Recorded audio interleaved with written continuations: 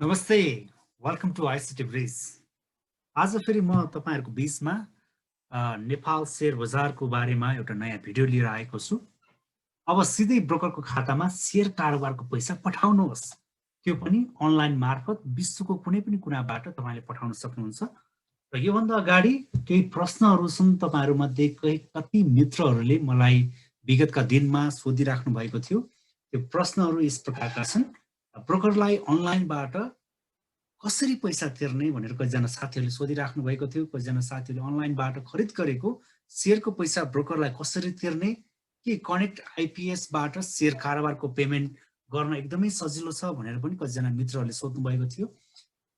र ब्रोकरलाई अनलाइनबाट पैसा तिर्न के गर्नुपर्छ भनेर पनि कतिजना मित्रहरूले सोध्नु भएको थियो। आज त्यही प्रश्नहरूलाई मैले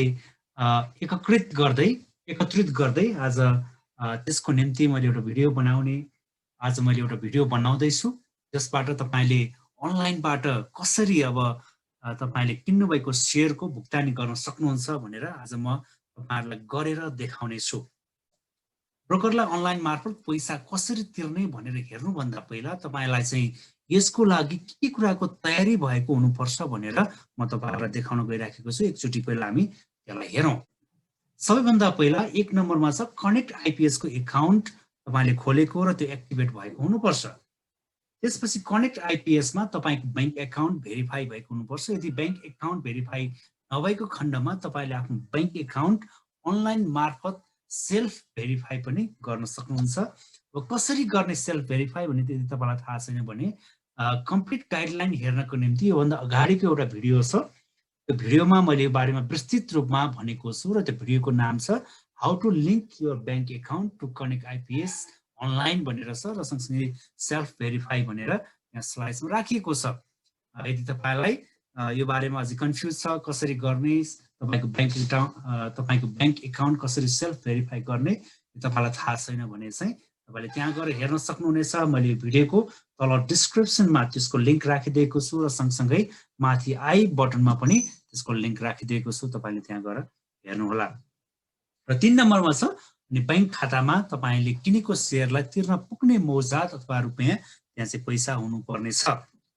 त्यसपछि यो प्रक्रिया चाहिँ तपाईले कनेक्ट आइपीएस को एप मोबाइलमा डाउनलोड गरेर त्यहाँबाट पनि चलाउन सक्नुहुन्छ र सँगसँगै कम्प्युटरमा इन्टरनेटको ब्राउजरमा गएर तपाईले login.connectips.com टाइप गरेर पनि त्यहाँबाट पनि कारोबार गर्न सक्नुहुन्छ। अब आउनुहोस्, अब कसरी शेयर ब्रोकरलाई अनलाइनबाट पैसा तिर्ने भनेर हामी अनलाइनमा गएर हेर्नेछौँ। र मैले हिजो केही लाखको शेयर खरिद गरेको थिएँ र आज म अनलाइनबाट ब्रोकरलाई कसरी तिर्ने भनेर तपाईहरुलाई देखाउन गइराखेको छु। यदि तपाई मेरो च्यानल आइसिटी ब्रिजमा पहिलोचोटि आउनु भएको छ अथवा मेरो च्यानल आइसिटी ब्रिजलाई सब्स्क्राइब गर्नु भएको छैन भने अरु यस्तै निकै जानकारीमूलक भिडियोको लागि र सबैभन्दा पहिला तपाईले थाहा गर्नको निम्ति मेरो च्यानल आइसिटी ब्रिजलाई सब्स्क्राइब गरिदिनु हुन र सँगै रहेको बेल आइकनलाई क्लिक गरिदिनु हुन विनम्र अनुरोध गर्दछु। यो भिडियो अन्तसम्म हेर्नुहोस् र ज्ञान लिनुहोस् र शेयर गरेर ज्ञान बाँड्नुहोस्। धन्यवाद।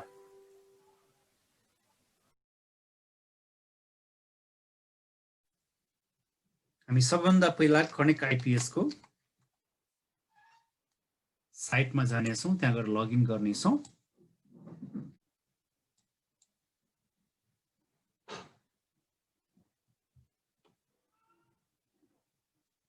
तपाईले कनेक्ट आइपीएस को एकाउन्ट लगइन गर्नुपर्ने हुन्छ। मैले कनेक्ट आइपीएस को एकाउन्ट लगइन गरेको छु र यहाँ ड्याशबोर्ड भित्र नै तपाई यहाँ ड्याशबोर्ड क्लिक गर्ने बित्तिकै यहाँनिर यस्तो यो विभिन्न प्रकारको यो पोर्टलहरु तपाईले देख्न सक्नुहुन्छ र यो पोर्टलहरु मध्येमा तपाई सबैभन्दा तल यहाँ फाइनान्शियल इन्स्टिट्युसन्स भनेर यहाँ लेखिएको छ। यहाँ चाहिँ क्यापिटल मार्केट भन्ने छ, यहाँनिर देख्दै हुनुहुन्छ तपाईले क्यापिटल मार्केट भनेर यहाँनिर जानुपर्ने हुन्छ है, यहाँनिर जानुपर्ने हुन्छ। र मैले यहाँ क्लिक गरेको छु। यो क्लिक गर्ने बित्तिकै तपाईको यहाँ अर्को एउटा क्यापिटल मार्केटको अर्को एउटा विन्डो यहाँ खुल्छ, जसमा ब्रोकरलाई पेमेन्ट कसरी गर्ने, मेरो शेयरको फी तिर्ने, डिम्याट फी तिर्ने, अनि बोनसको ट्याक्स तिर्ने हैन। अनि त्यसै सँगसँगै एनआइपीएल एससी को क्यापिटलको बारेमा पनि यहाँ छ। तपाईको सँगसँगै यहाँ शेयर कारोबारको भुक्तानी सजिलो छ भनेर यहाँ तपाईले देख्न सक्नुहुन्छ।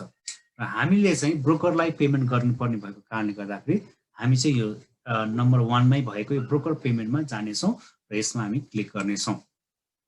र यसमा हामीले क्लिक गरेका छौँ र यहाँनिर छ एकाउन्ट नम्बर भनेर। यो एकाउन्ट नम्बर चाहिँ तपाईले पे गर्ने एकाउन्ट नम्बर हो, तपाईको आफ्नो एकाउन्ट नम्बर जुन चाहिँ तपाईले मेरो कनेक्ट आइपीएस सँग तपाईले जुन ब्याङ्कलाई कनेक्ट गर्नुभएको छ त्यसको एकाउन्ट नम्बर चाहिँ यहाँ ड्रप डाउनमा तपाईले देख्न सक्नुहुन्छ। यो एकाउन्टलाई तपाईले यहाँ गएर सिलेक्ट गर्नुपर्ने हुन्छ। मैले सेपरेट रिजनको कारणले गर्दाखेरि मैले यसलाई चाहिँ अपलोड गरिदिएको छु र यसपछि यहाँ तल तपाईले देख्न सक्नुहुन्छ पेमेन्ट डिटेल भनेर तल, अनि यहाँ पेमेन्ट डिटेलमा चाहिँ स्टक ब्रोकर्स भनेर छ। एकदम महत्त्वपूर्ण कुरा तपाईले यहाँ हेर्न पर्यो।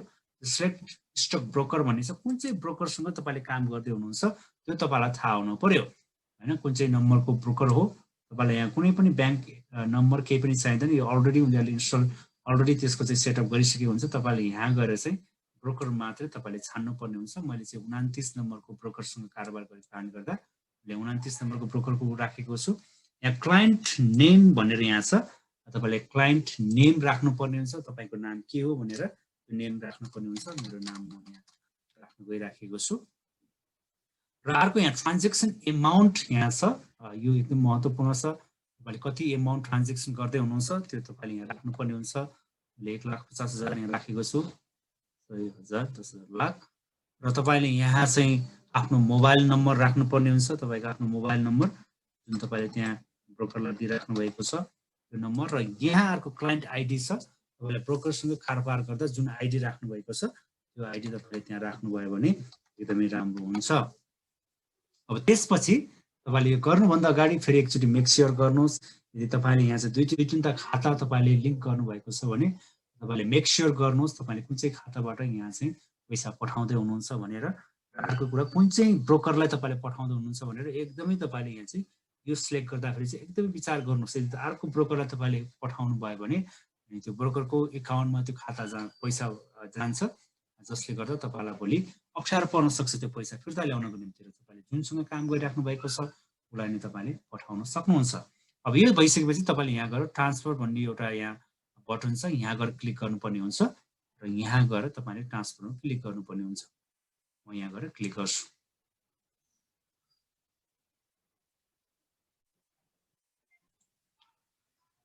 यतापट्टि तपाईको पुरै फुल इन्फर्मेसन आउँछ, यो कन्फर्म पेमेन्ट भनेर।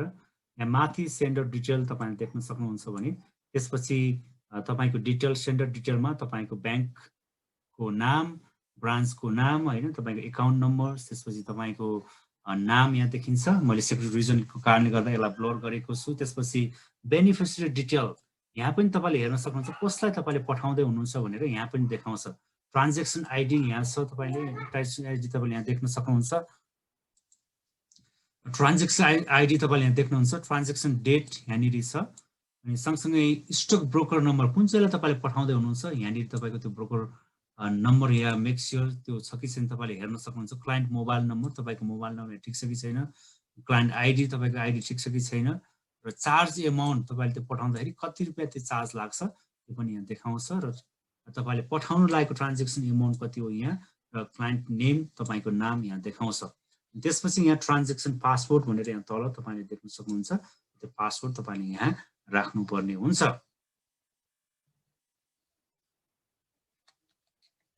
र मैले यहाँ पासवर्ड राखेको छु। र त्यसपछि म अब यसलाई सबमिट गरिदिन्छु।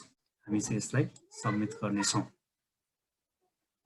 सबमिट गर्ने बित्तिकै तपाईको मोबाइलमा अथवा तपाईको इमेलमा चाहिँ यसले वान टाइम पासवर्ड भनेर फेरि खोज्दछ।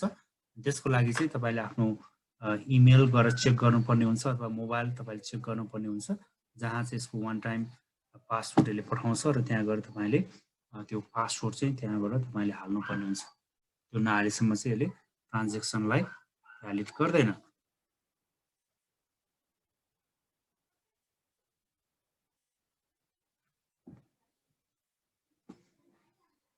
इमेल आएको छैन, म जेनेरेट गर्छु यसलाई। यसले मोबाइलमा मलाई कोड पठाइदिएको छ, म त्यो कोडलाई टाइप गर्नेछु। यहाँ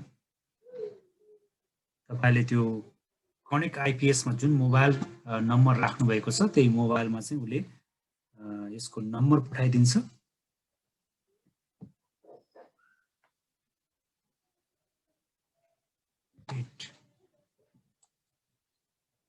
म सबमिटमा क्लिक गरेको छु।